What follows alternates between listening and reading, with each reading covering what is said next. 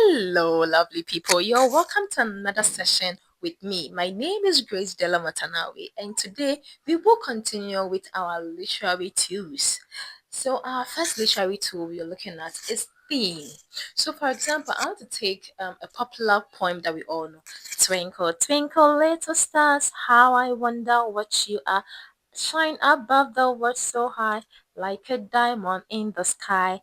You see, so when I ask you what is the theme of this poem, I know a lot of people are going to say, "Oh, it's stars." No, if you say stars, that means what subject matter, what the poem is about. But if you say theme, you have to think deeper.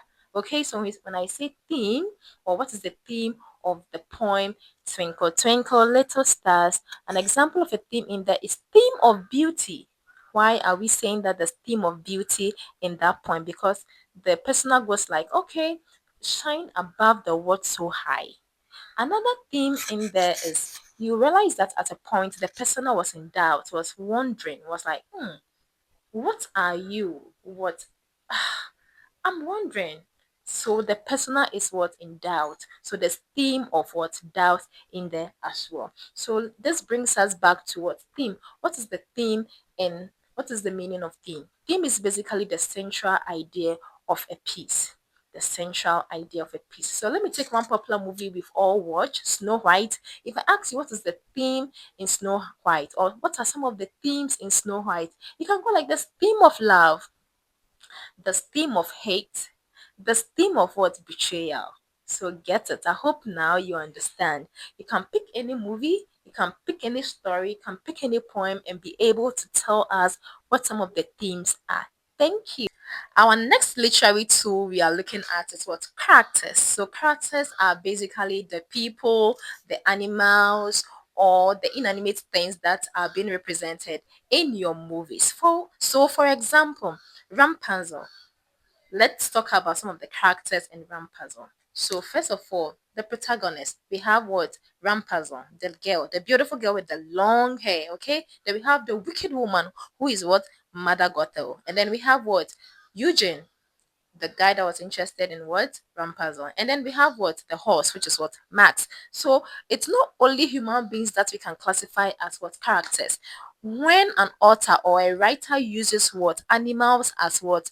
Animals as individuals or animals that play the role in movies as well or in stories, they are also considered as what characters. And there are so many different characters. We have flat character, we have round character. So a movie starts and this person is a villain, but at the end of the movie this villain changes into what? A good person. That's what a round character. But a movie starts, the person remains a villain to the end of the story. That means that type of character is what? A static word or a flat character.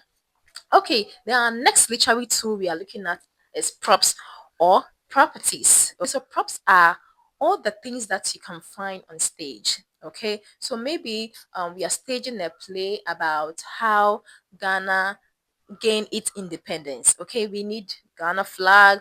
All the things that come to play on the stage, or all the things that you can use that will bring your story out properly is what? Props. Again, props are basically the things you use on stage. Okay, or the story is about a farming community. You need your cutlass, you need your hoe, you need your water pump, and all that. Okay, all right, then we have our next literary tool, which is what? Soliloquy. Soli what? Loquy. So soliloquy is basically when an actor or actress stands on stage all by himself or herself, and then we are able to hear his or her thought. So let's say, for instance, in a movie like The Beauty and the Beast, when Beauty was torn between whether to marry the beast or not, so she's alone and she thinks aloud. Am I in love? Could this be love? So this is love. La la la la. So the character is on stage thinking aloud. Should I marry this guy? Or nah, I shouldn't. Like, you see? Okay, so that is what soliloquy. When we, the audience, are able to hear the actors and actresses' thoughts. So that's soliloquy. Then we have setting, one of my favorites. Without setting, all this will be All these would not exist without setting. So setting is basically where a story takes place. And a lot of people think it's limited to the physical setting or the physical environment. Okay, but it goes beyond that. We have psychological setting, which means how the people in that environment think of a certain matter. How do the people of Elmina think about LGBTQ? How do the people of Ghana think about or react when they hear LGBTQ? So that's what psychological setting. Then we have the physical setting. It goes beyond. It's not just the physical. And then we even have weather. Okay, so the setting can also be affected by what? The weather, whether it's windy, whether it's windy or whether it's sunny or whether there's snow.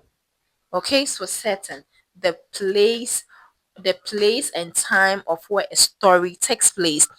And our last literary tool for the day is hyperbole. Hyperbole is basically exaggeration. Okay, so I am hungry and I go like, I am so hungry I can eat a horse. It's not possible. It's not real. How can a human being eat a horse? No, it's just like exaggeration. Okay, or you're chatting or having a conversation with your friend, and your friend goes like, "Hey, he's handsome, Papa." Okay, so your friend goes like, "Hey, our president is handsome, Papa." Please, our president, His Excellency, is very handsome. But how the person will say it, hey, no, papa, papa, pa. There you go, like that, or exaggerate because our first gentleman of our land is handsome. But Sinobe can as if out of the world. Hey, he's extremely handsome. Like, hey, no, feel. So when you use AI to, the other day I tried something with my AI. I was like, okay, create a very handsome man for me. Then he created. AI created a very handsome man for me. I was like, extremely handsome. Okay, then finishing touches. Oh, well, man, is some mustache near the handsome. I was like, extremely, extremely, extremely handsome. Do you know what AI gave me? Do you want to know what AI gave me? Go and try it and tell me in the comment section. My name is Grace Della Matanawi, and please, if this is your first time joining me, please click on the notification button and subscribe. Share to all your literature students so that we have fun and get our A's. A lot of people say that it's very difficult to get A in literature, but I, Grace Della Matanawi, by the grace of God, I'm saying that this year or next year or the years to come, we're going to break boundaries. So please join my class and have fun whilst we learn. Thank you so much. I love you all.